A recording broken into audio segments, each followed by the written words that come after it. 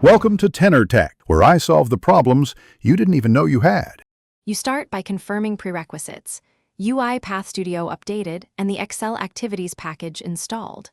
Open your project and add an Excel application scope or choose Workbook Activities if you prefer no Excel instance.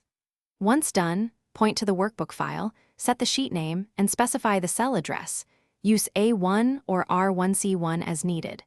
This early precision avoids wrong writes later. Make sure to define the data type, so formatting remains consistent when you write.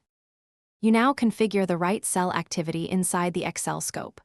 Drag it in and set the cell property to your address, then feed the value property with a variable or expression. If you have dates, numbers, or currency, convert them explicitly using toString with culture when needed. This preserves format.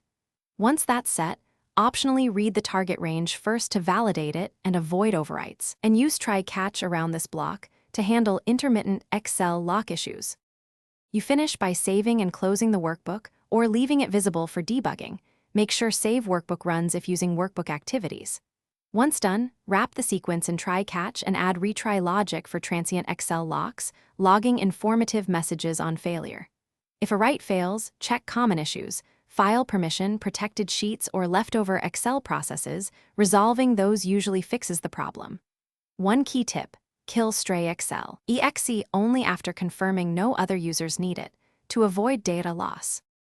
Thanks for watching. Subscribe to keep your life in tune.